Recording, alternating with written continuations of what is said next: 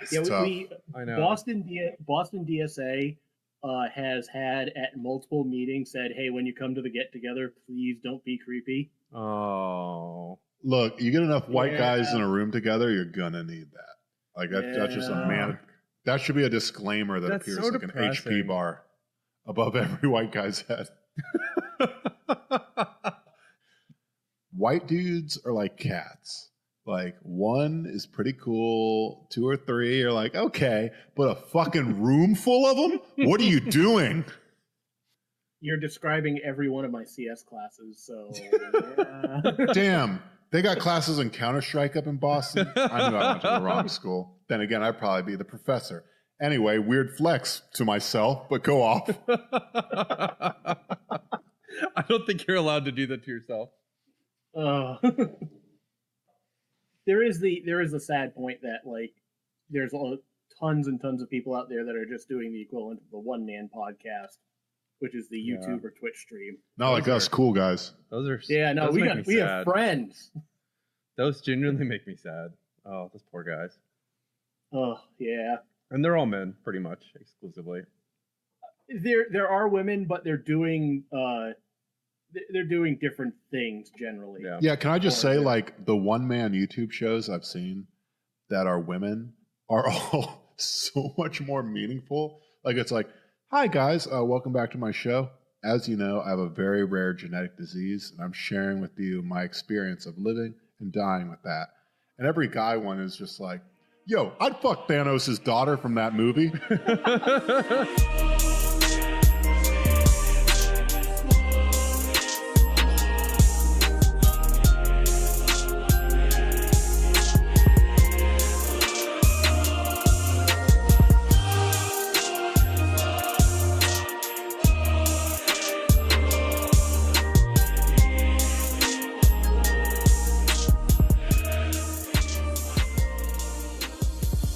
Welcome to Dumb and Awful. This is Brett.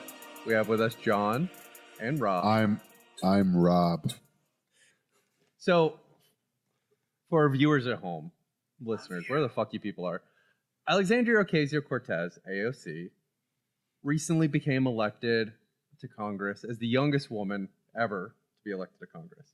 This was after she beat, what was his name, Rob? Joe Crowley. Thank you, Joe Crowley. Thank you, John. I was about to say that. Yeah, you guys had it. I never cared for the dude, so I never thought of him in the first place. I mean, who did care for that dude is fucking Boeing and Lockheed Martin. Yeah, all the money cared a lot about that guy. Whoever makes the Aegis system, I don't know. So she took down Crowley. She became the leftist star. And I think a few of us were a little concerned that wouldn't necessarily translate once she actually got into office, right? What does that mean? What does that mean? I mean, I never doubted it. Here you go. Obama ran left. He got to the general. He became a little more center. He took power and then did nothing that was remotely leftist for the rest of his time. Or progressive. Can I tell you why I knew the difference? Yeah, no, tell me. Obama, I was suspicious and concerned, but I still loved her. But go ahead. No, I'll take this one. Obama, constitutional scholar, Harvard Law Review. I'll stop there. I could show off. Definitely. I mean, or even if she kept her principles but got elected, and I mean, she's a freaking representative. They don't most of them are anonymous. Most people can name like 5 of them, if that. Like she could have just been buried on some like backbench and told, "Oh no, you're not allowed to tweet anymore because of some fucking weird rule," and then disappeared into nothing. But no, she's going off. It's great. Yeah, she was a waitress. Like how many months ago? Bartender. In case you weren't paying attention, because who can? Ocasio's had a pretty busy last 2-3 weeks. It started on election day. She became the youngest woman ever elected to Congress. Day after, an interview she had with the New York Times comes out where she says she can't afford DC rent for the 3 months between when she got elected and when she actually starts pulling the paycheck. Makes sense for all of us regular people. We get that. Of course, it immediately blew up and people freaked out on her. And there was a few people being like, I slept in my office. It was a fucking privilege. Oh, thank you for your service. Well, she doesn't have that office for like 3 months, okay? She's also a young woman. There's a few different things going on there, regardless. Then the next day, on November 11th, she's been elected. Things are going great. She does an Instagram live where she's making Instapot mac and cheese, listening to Janelle Monáe, and answering questions from both constituents and regular people, which is essentially the modern day fireside chat. It was fucking incredible. AOC's had a busy 10, 15 days now. First, she gets elected, the youngest woman ever to Congress. Got him. She starts doing these Instagram lives on Sundays where she answers questions while she's making Instapot mac and cheese, or recently, Instapot black bean soup. Mukbang, baby. It's a Korean thing. Look it up. She's taken pictures with all of the other young progressive women, Rashida Tlaib, Ilhan Omar, Ayanna Pressley. Those first two are the first Muslim women ever elected to Congress. Ayanna Pressley is the first black woman ever elected from Massachusetts. So yeah, that photo looking like a Fenny ad. Am I right? I don't know what that means. And don't worry, your grandparents will be sharing those images with you soon, with some like ISIS quotes underneath them to let you know just how evil and terrible they are. So that's how you know they're great. It's like when your grandparents know who AOC is, which Fox News did, right? Yeah. And then, I love the Fox News stuff. I love it. So that one, she puts a picture of her with these other three amazing progressive young women who have won elections. So it's like Ragnarok Lobster or any of those Twitter people like tweeting that out, calling them all like Bernie's hoes yet or anything. Just like that's going to be coming, right? Like I was surprised at the tact the right took. AOC tweets this out with #squad. And that's the most embarrassing thing she's done yet. Honestly, I know all these guys are trying to get her, but that was a missed opportunity.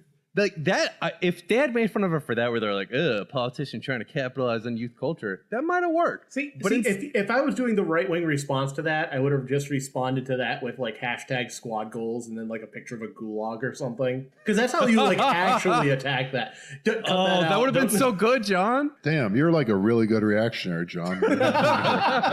So she tweets out this picture with these women, and Fox News takes the same approach they've taken a few times with AOC. I've started saving these because they always blow my mind, where they just post the picture and next to it her policy goals, which are, healthcare for everyone, green jobs. I love those screenshots. Higher minimum wage, and that's it. There's no criticism. It's just look at these women who look nice with these policies that are unassailably good things. Well, I'm sure it's going to be there's definitely like some scary Sean Hannity or Tucker Carlson or whatever or whoever from Fox like talking about, oh no, like saying it in a really like spooky, scary voice. But yeah, it's like when you see the screenshots, you're like, yeah, that sounds fucking awesome. Of course, that's exactly what we want to do. Fox News is actually better at promoting like the far left's agenda than like fucking any of these liberal centrist dipshit media outlets. So that part's really interesting to me. AOC, one of the more fascinating things to me about her, besides the fact that she's a genuine no shit progressive who doesn't back down, which I love, is that she gets the same sort of media treatment that we saw Trump get, which is people uncritically, and this is from Fox News, which is extra weird, are essentially uncritically tweeting out her platform and broadcasting her views to a wider group of people without any sort of overview. It's amazing. Well, that's because that's the attack line. Like you attack Obama by saying shit like that. But she's also unapologetic, right? Which is the thing that I think is working really well. Is AOC has a messaging strategy that takes advantage of the same flaw in the media system that Trump took advantage of. She's doing it from a much better place right now, which is great. But her same approach is working really well, which is that she is saying things that are, for the modern political discourse, very out there, right? It's very shocking to hear a young woman of color say things like everyone should get health care and then not back down.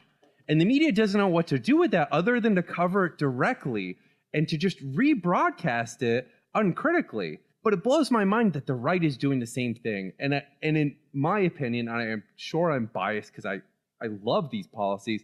In my opinion, it's because the policies are so hard to argue with And they're so direct and the messaging is so easy. Everyone gets healthcare. It's such a fucking easy sales pitch. And she's one of the only people actually selling it hard. And it works so goddamn well. And I love her for that. No matter what else she does, I will always love her for that. Brett and AOC. Brett and AOC. I do think that the main thing is, like, as I was kind of saying earlier, is it's because that's the attack you use against the standard Democrats. Because while they have to promise that stuff to get elected, they have to push, Obama, pretending he supported universal health care or any social programs, really, and then getting elected and not wanting to do it. AOC actually wants to do these things, so it doesn't work that game plan doesn't work. It's yeah, of course I want universal health care and free college. Yeah, exactly. And we're only at the point, by the way, in the last 2 weeks of AOC being elected, where she actually hasn't gone into any sort of working with politician stuff, and she's still crushing it, right? She's still unabashed on the media side of things. She will go after people aggressively on Twitter. And actually, let me give a few examples of that, because those immediately happened. So this picture goes out with the progressive women. Next day, she finds out that there's a youth protest happening in front of Pelosi's office. She joins them, and what they're protesting for is a more aggressive stance on environmental concerns, because we're literally about to die from climate apocalypse. So you immediately go, okay, she just got elected and she's willing to get out there and be a little more aggressive about this with Pelosi. And it is not as aggressive as the media made it sound. She basically said, hey, if Pelosi's the next speaker, we would like for you to take this strategy. We are telling you this is really fucking important to us. As the people who will be alive when this shit goes down, we would prefer you solve this now. Bring back that committee you disbanded.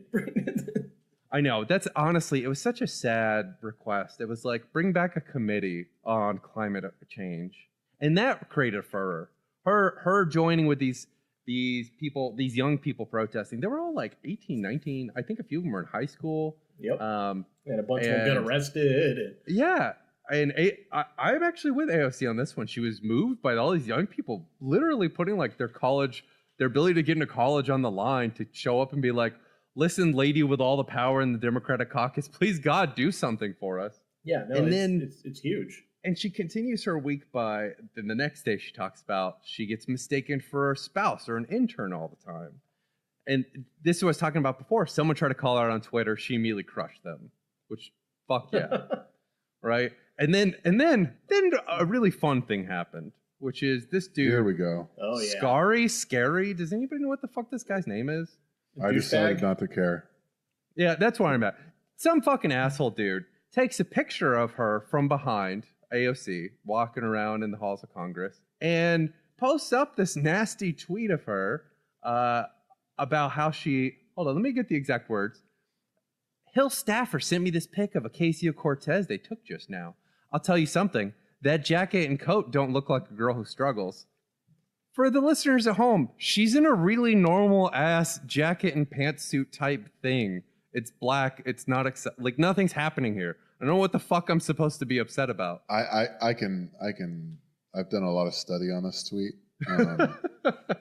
His name's Eddie Scarry, which his parents must have hated him. And one of two. Okay, so here's what's going on there. One of two. Either Eddie Scarry here is doing like a catty, narcissistic, gay stereotype adjacent Milo Yiannopoulos thing and doesn't actually care about how she's dressed. Like, it's like, no, I was just doing this for attention for myself. I was being like, boy, that coat does not look like someone who's struggling. And there's nothing else behind it. He's just doing the right-wing attention-getting thing where they're like, yeah, just give us a reason to hate AOC. Okay, this is a familiar form. Yeah, let's go for it. Which basically was his apology. He tweeted that, I'm sorry you guys didn't understand like my catty humor or whatever, but I was just saying that coat does not match the rhetoric. So it could be that, and it seems like he's aiming towards that. Or it could be someone which is more common on the right, and as AOC properly called out, Just someone who would slam her, whether she was wearing Bergdorf or like literally bathing ape. Like no matter what she wore, they were just going to go like the mean girls at school. They're going to like, that sucks. That's inconvenient. That doesn't work. Oh, definitely. And just on a logic side, it blows my mind either way that they're just like, whoa, you call yourself a socialist, but you can afford business casual? Fuck you, bitch. Like, why do they always assume socialists are just broke, greedy people that are just money grub? They just want to take your money, and not just literally people who have thought about the structure of a more equitable society and have just begun advocating for that. Like, why would they not? Oh, yeah, decades of dog whistles. Anyway, doesn't matter. You guys go on. They have no concept of like how poor people live, is I think part of it. Like, yeah, it's like they've never heard of a thrift shop. Like, just saying, you can find great clothes at a thrift shop. Or a rich person. I think there was a song about this. And AOC is really into thrift shops, as she posts about a lot. Do you understand that, like to have rent running, to have that clock going in D.C., in New York, it's not even enough to be a middle-income American. Like, you have to be in an upper percentage to be able to swing that. AOC saying, I can't, like, by the nature of my income, I don't have enough saved to pay rent in two of the most expensive non-Hong Kong markets in the world.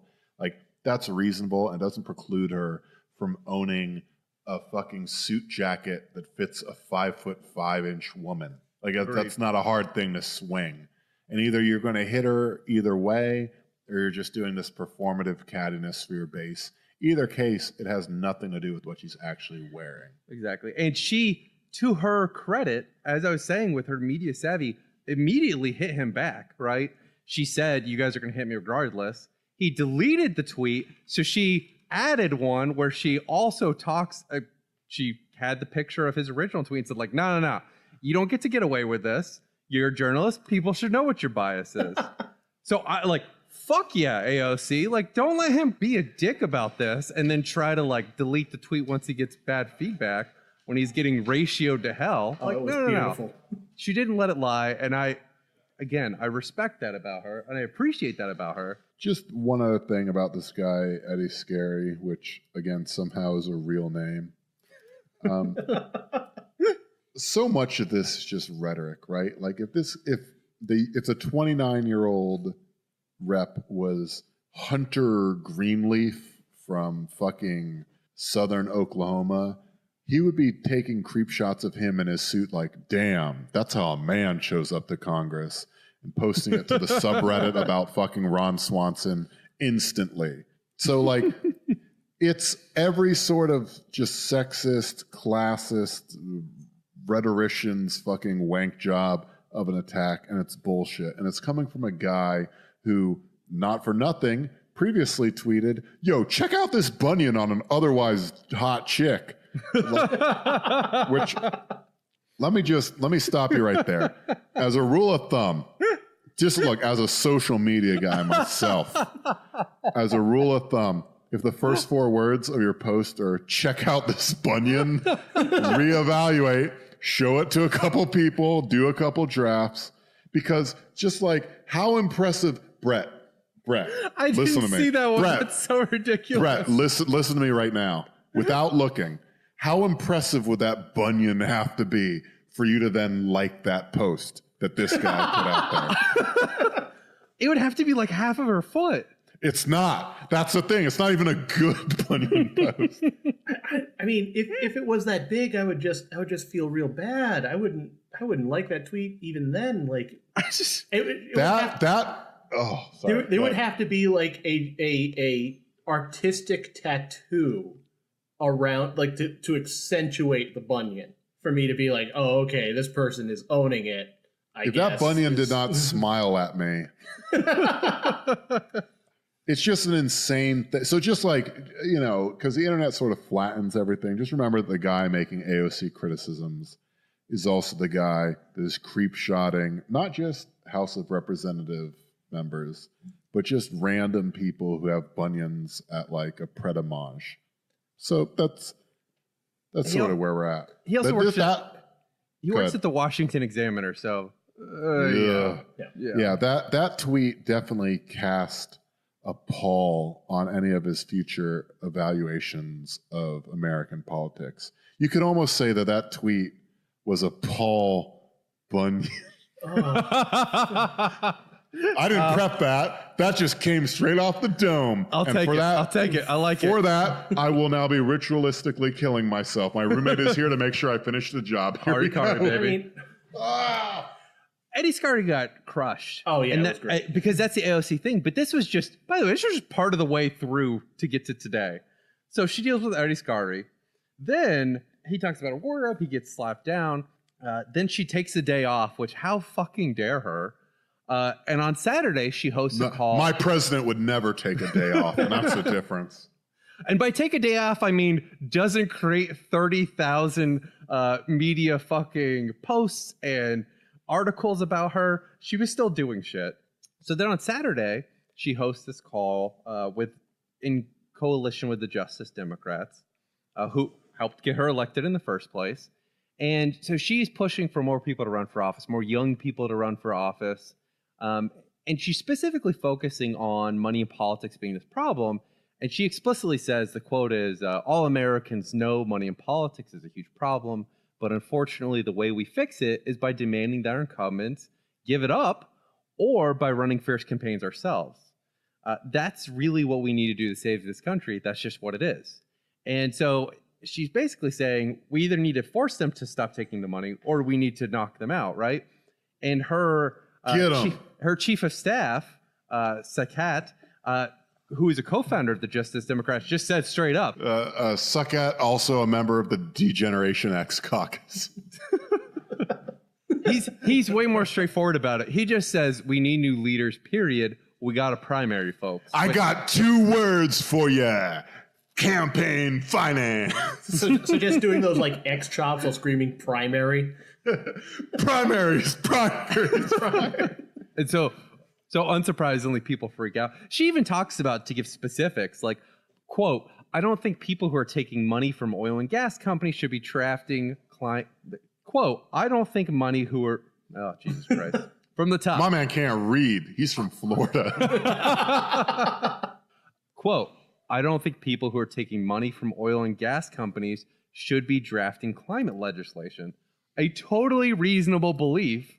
All of the old Democrats freaked the fuck out about this, unsurprisingly. Wait, really? I had heard that there was like, I guess it's because of who I follow on Twitter and what news I follow is I only see the blowback to the blowback, I guess. So I didn't actually see anyone complaining about her.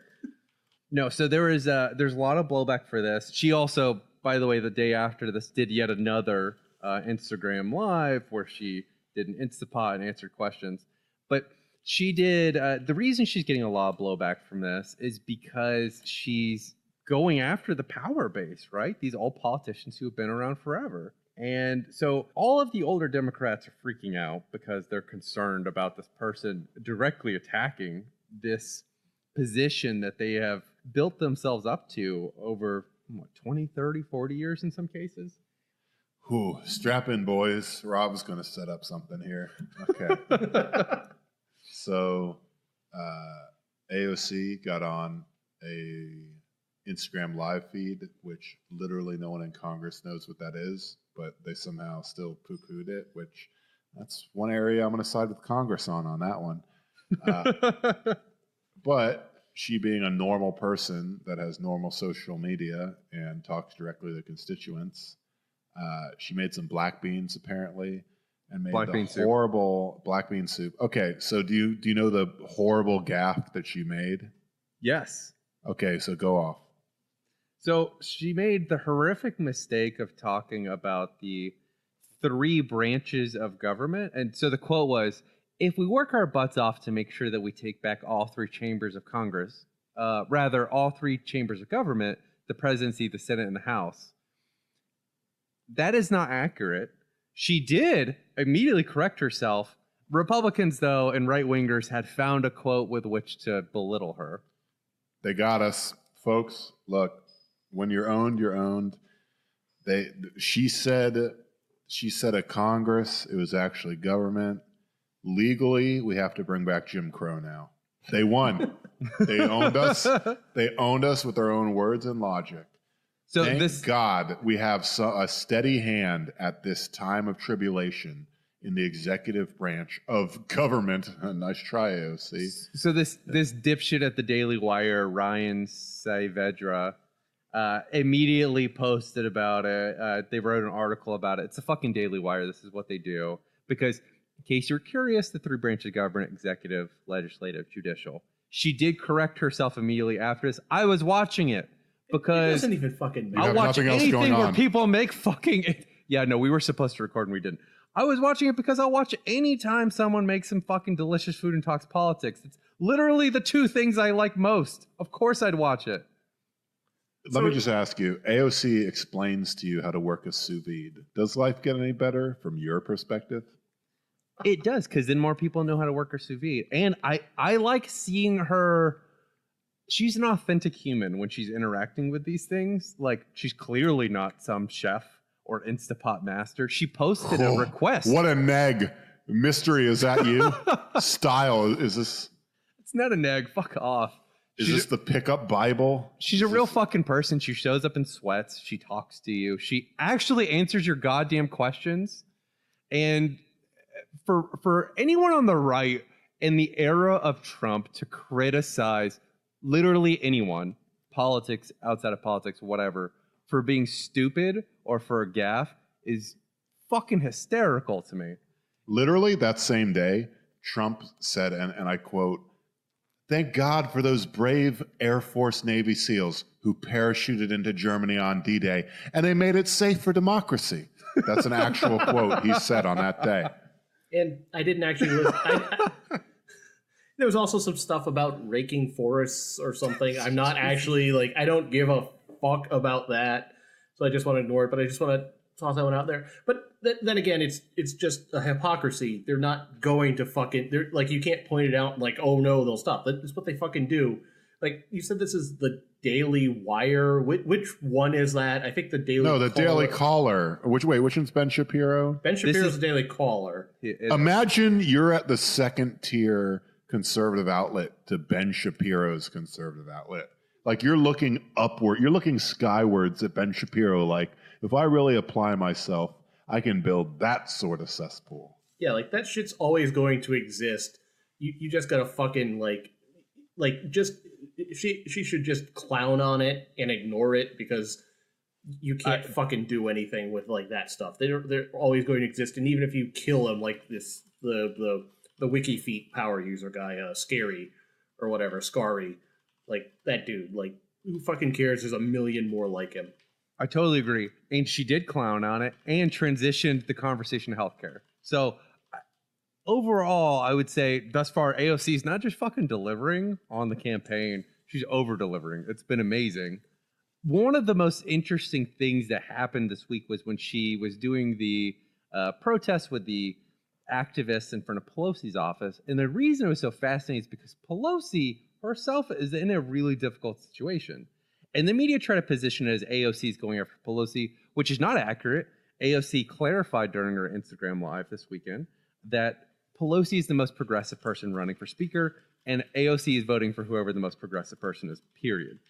Which, respect.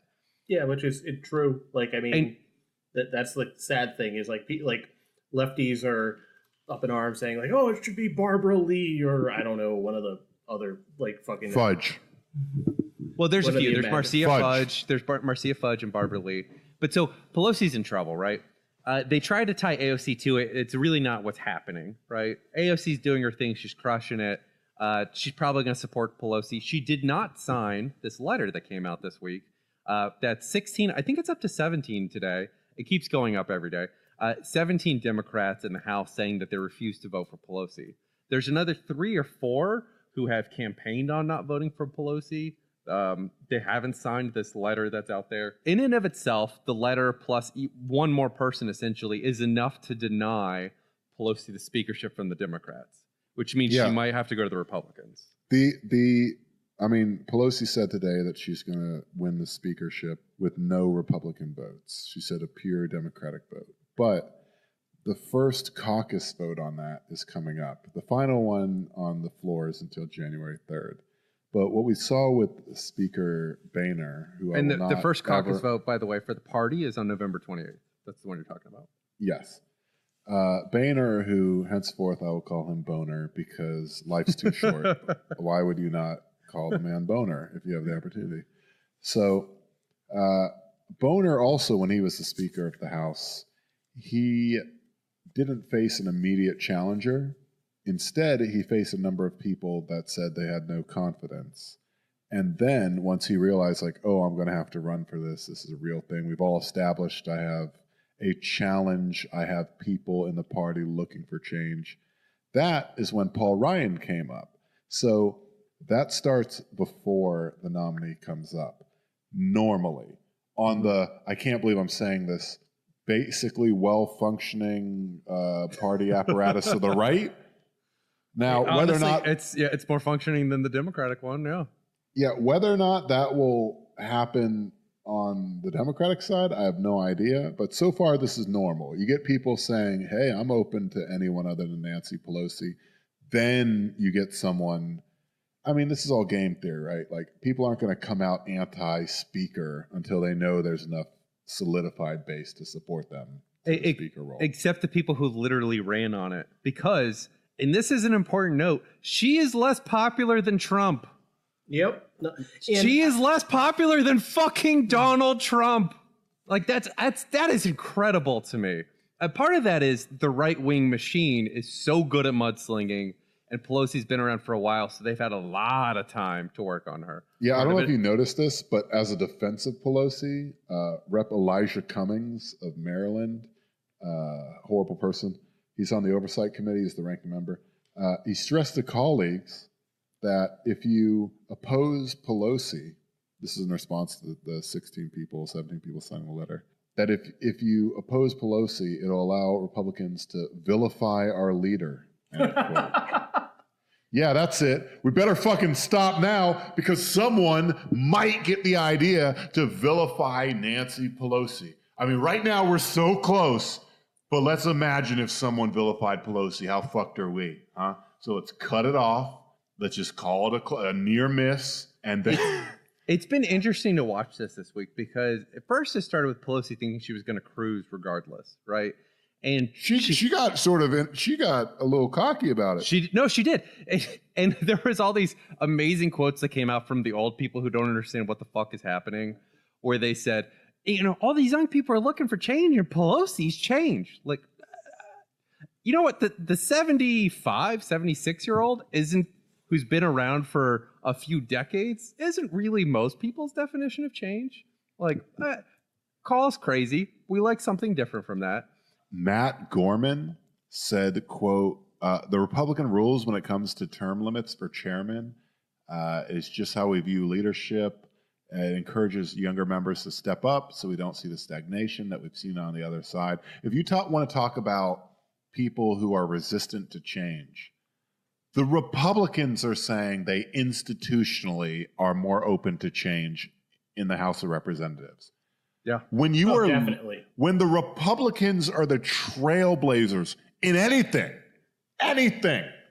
you should stop and take notice. If the Republicans were like, yo, we figured out stem cells, I'd be like, I don't like you, but like for sure, let me make an appointment and figure out how you're doing here. And where I fucked up that you are beating me in this. Nancy Pelosi is making conservatives shake their head. This is such a weird thing because sadly, Nancy Pelosi is probably the closest thing to a progressive option for leadership. And that's agreed. Very sad. But what? And hold on. Before, like what? Actually running for it. Like, yes, of the people running. Before we get too much into this, there's no one running. We already went over this. You have to show no confidence before you get a new person in. I do think it's worth saying, like, quick step back. Pelosi, because she's been around for a while, so we just sort of take it as fait accompli that she's always in power. She's been doing this for so long. No one really asks where she came from. And this part I think is interesting and worth mentioning real fast. So Pelosi has been in politics literally forever, right? Literally forever. she was born in She Baltimore. was born a fermion. She was born in Baltimore. She went to Notre Dame. She studied political science at Trinity College after that. She interned for a senator, right? So her internship in college was for a fucking senator. She moved to California at that point and worked for the Democratic Party. And she took a lot of what I would call non-elected positions, elected internally for the committee, but not elected by the people. This was all during California. Reconstruction, right? This was all during the 70s. So she had a series of positions in the California Democratic Party. And she moved her way up. She got to the point where she was the chair of the DNC, or excuse me, she was working to try to become the chair of the DNC and lost. But she had worked to the point where she was pretty good friends with the California 5th District Congressman Phil Burton and his wife. And she had worked with them a pretty decent amount. Phil Burton died in 1983. His wife took over for him because we have a very democratic process where you turn things over to your spouse. And his spouse, Sala, ran it for 3 years. And then in 1986, Sala became sick as well. She decided not to run, and she handpicked Pelosi, guaranteeing her the support of every one of their machine Democratic operatives.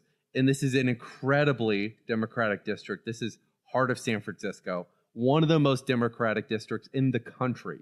So Sala died, turned it over to Pelosi. Pelosi won the special election to succeed her, easily defeating the other Republican, narrowly beat a San Francisco supervisor, but then beat the Republican handily. That wasn't a problem. Has never once been challenged closely since. That was in 1987. I was born a year before that, and I'm in my goddamn 30s. She has not had a challenger in 30 fucking years. She has not gone to a debate for most of that. So the reason you need to know this is, one, it's not a democratic process because she was handed the incumbency sort of boost as being designated and getting the machine.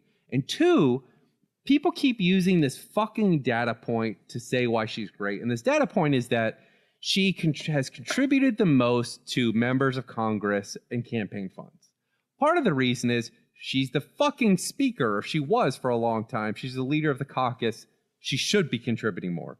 The other part is she literally does not have to run to win. She doesn't have to spend campaign funds. She just fucking wins every time. Her closest challenge she's ever gotten was she won with 80% of the vote. Nancy fucking Pelosi. So this woman hasn't faced a real challenge since the goddamn 80s. She has not had to do a debate in 30 years. She is not connected to the people. So there's that point. The second bit that I'll get to is, in her defense, I will give her a few things. One, she has consistently defended women's reproductive rights, even when it's not been popular among the Democrats. What a low fucking bar. Oh, it is. But respect. She consistently defends it, and I will give it to that. The other one, and this is kind of a big deal, she voted against the Iraq War. Fucking respect for that. That is a genuinely good thing. I appreciate that. Yeah, her and Barbara Lee and like 3 others. Honestly, it was like 4 or 5 fucking people. So her being one of them is a big deal. So good on you, Pelosi. That's pretty much the end of the positives. I'd just like to point out just one more positive is that rule where if you die, you can still run, your spouse can take over, resulted in us having a dead-ass pimp winning an election in Nevada. So you take the good with the bad. You know what? We get this cool-ass, dead-ass pimp, but we also get Nancy Pelosi. Think about how many people's dream it is to It's a real thing, by the way, guys. To die with Ron Jeremy. An actual dead pimp died in Nevada and won as the live Republican. pimp died. I mean, in fairness, he was live at the time. Excuse me. A pimp died in Nevada as a Republican candidate and won. A pimp died in Nevada. You actually owe me money now because I trademarked that as the name of my hip hop album. And he was with Ron Jeremy and who was it? Flavor Flav? Was that the other guy who was there? It has to be. I just presume this just makes sense. It's like but how often do you think that's happened to those two? Like, this is not the first time they're pretty old. So at this point, a few times. Like Ron Jeremy has definitely walked into a room and then noticed someone in that room is now dead. Like 25 times minimum. Damn, this is a dark ass life for Ron Jeremy. Oh, Jesus. You got that's a weird, it's a take you think is universal, but it's definitely not. It started so well. He was doing porn, he was popular, then he got fat. Now everybody's dying.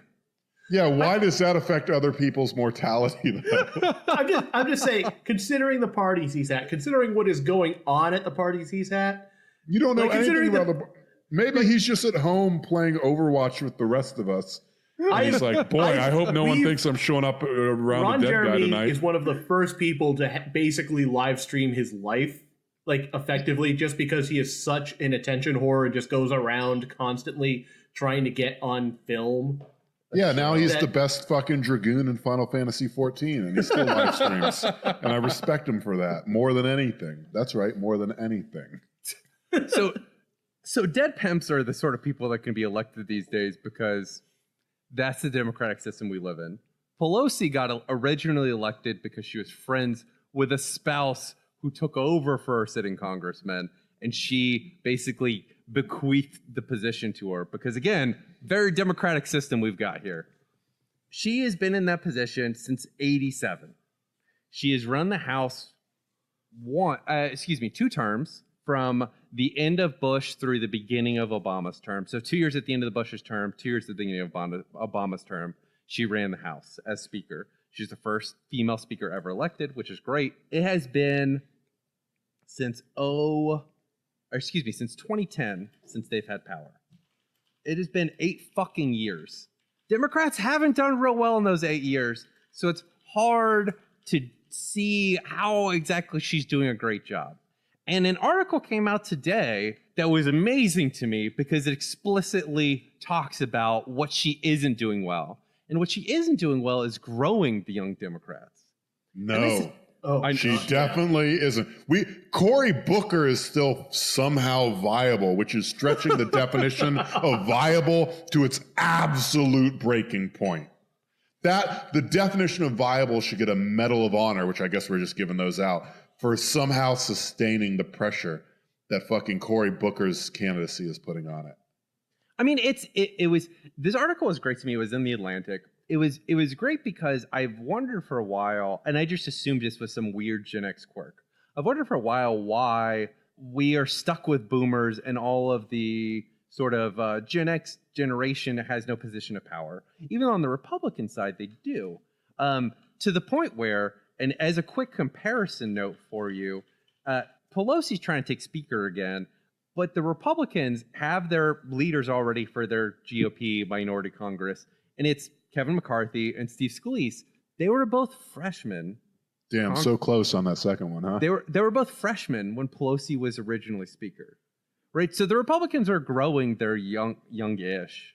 It's hard to call Steve Scalise young-ish. Kevin McCarthy is young-ish politicians into roles, and the Democrats aren't. And it turns out that it's because, and this is going to shock literally any millennial in a position in any corporation or government position or academia at all. The boomers are locking all of the young people out.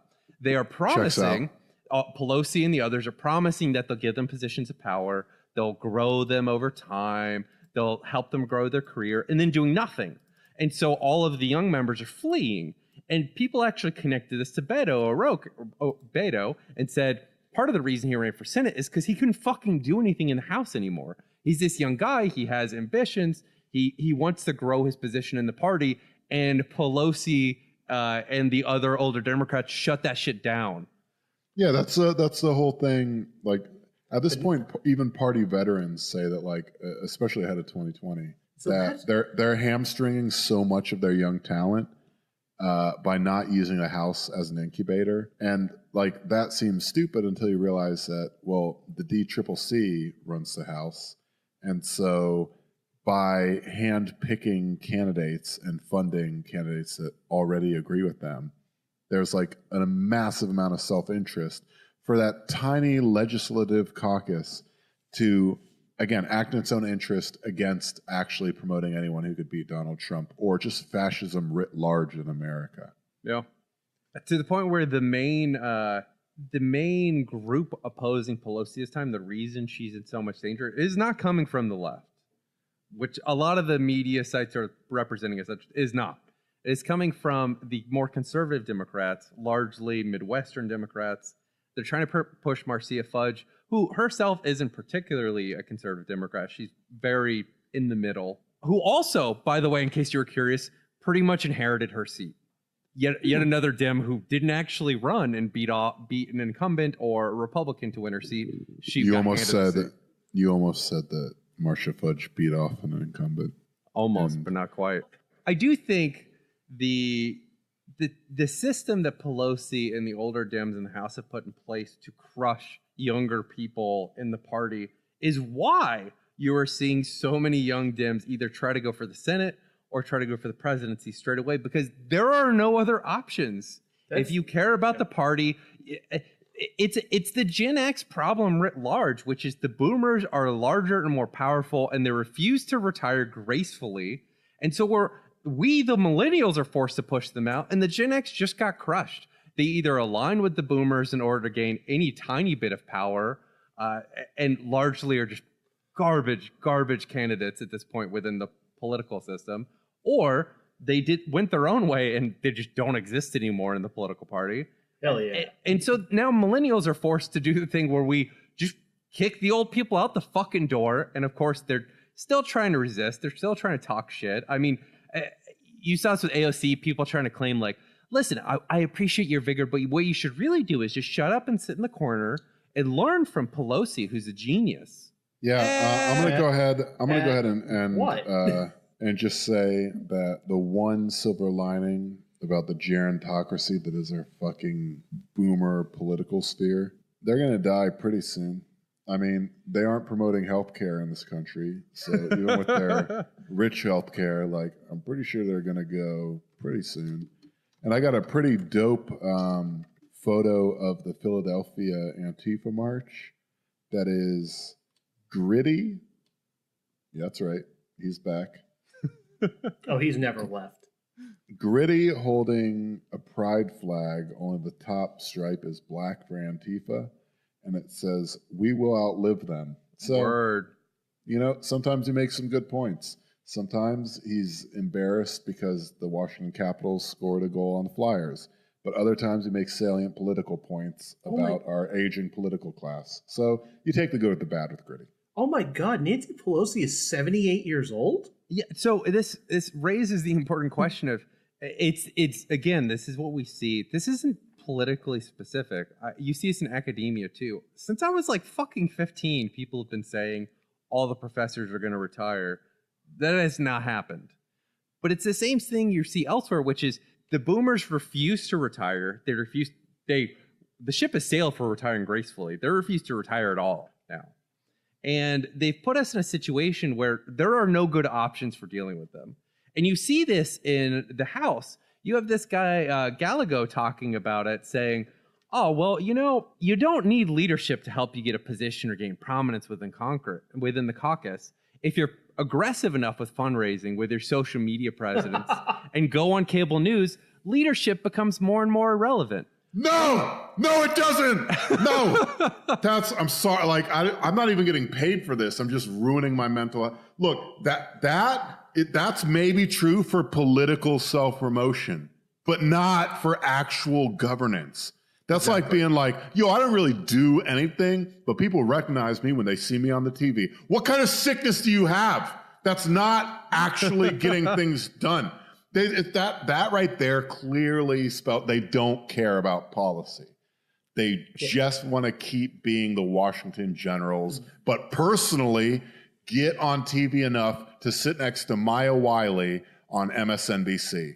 That's all. They want to riff with Ari Melber, which, by the way, that's also a name of my hip hop album. There is no better way to get a 6-figure job at a think tank than to be that person, and then you'll be on NBC even more often. I wish I was dead. I wish they were dead. Fuck that. Yeah. Take me. I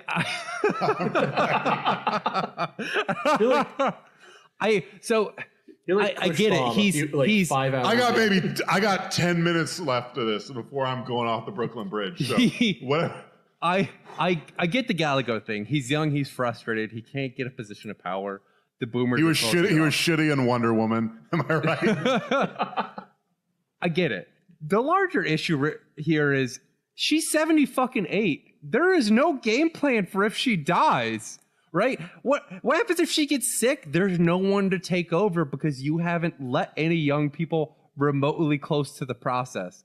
And you have forced us to literally shove you out the door. Now, I'm from Florida, so my patience with old people being dicks is very low.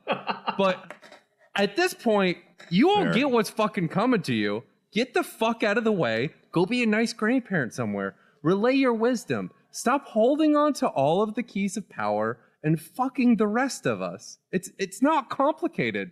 Just move along. Pelosi, by the way, has tried to pivot that direction and claim this is her swan song. That's her new approach. Going out on a real high, huh? Yep. I don't know. In some ways, it's comforting. It's comforting to know that all the problems that I deal with as a regular person are everywhere. The boomers are doing this in every fucking system that they get a hold of. Yep. They stay in power. They refuse to leave because their lives are empty and they don't know what to do about it. And so they're going to burn the whole country to the ground and they're going to take us with them. And they're not going to let us fix it because that would mean we take power before they die. And that's unacceptable. There's something about that, like, it's nice to know it's a universal truth, right? There's something about that fact that's slightly comforting. It helps me feel more connected to people in other industries to know that we're all dealing with the same issue, which is old people are fucking us. Simultaneously, though, boomers are playing out the very human issue of, I don't want anything to come after me. And so far, I've owned everything in either direction temporally. I've definitely owned the millennials, and Gen X are the ultimate cucks. I'm sorry. I'm sorry. There's nothing. Look, just be sex positive. True. It could be a good thing. I mean, you're enjoying yourself. You're getting owned in the process, but you're enjoying yourself. Gen X is just fucking have a good one. They definitely own the silent generation. Yeah. They definitely did not serve in World War II. Like, boomers are miserable, but they also want to hang on until the second they're dead because they can't stand to see anyone younger than them do what they used to do. They don't want to be irrelevant. They like to think about the old Florida voters as an abstraction that is not them rather than very much them. Yeah. Growing up in Florida is old people running the state and ruining it for anyone under the age of 50 because their grandkids don't live here. What do they give a shit about your education or your health care? No one fucking cares about you. It's the same shit over and over again. This is everything in my life has been old people breaking the system to make themselves feel better. And we're supposed to respect them because they're our elders. America does a great job. America in 2018 does a great job destroying every mythos. Fuck the old people. Let them rot. I mean, they very much are taking care of that themselves. They are. On the plus side, they're all in their 70s and 80s. We don't got much longer. Kick them out the door. Let's move it the fuck along. Just to be clear, there's nothing wrong with being old. There's just something very much wrong with being old and denying other people human rights. Yes, that is my issue. Yeah, that is 100% the issue. That's true. Like, if you want to be old and cool, like, there's a few good ones out there. Corbin. Be a fucking grandparent. Be helpful. Like, support people. Jesus Christ. Use your goddamn wisdom. The matriarch and patriarch of a family that loves you and which you support in the same way that you support your community and all people around you with love and compassion and empathy. Or alternatively, fuck that, Florida. Alienate your family and send me racist Facebook memes. Yo, what if Pepe had a big ass dick? Anyway, good to talk to you, grandson. Oh, did you see that? Did you see that article that came out earlier today, or that quick thing that was just like the top, like it lists like where the top 10 stories being shared on Facebook, like what the source is on each day, and like how half of them are Ben Shapiro. Yeah, do you have the list of the 10? All right. Today's top stories on Facebook. This is from Kevin Roos, who is a tech writer for New York Times. So for today, the top stories on Facebook are from 1, Ben Shapiro, 2, Ben Shapiro, 3, Daily Caller, 4, 9gag, 5, Ow! TMZ. That's 6, those are the only people that get owls for me, by the way. 9gag and AOC. 6, Unilad. 7, Franklin Graham. I'm not actually sure who that is. 8, Fox News.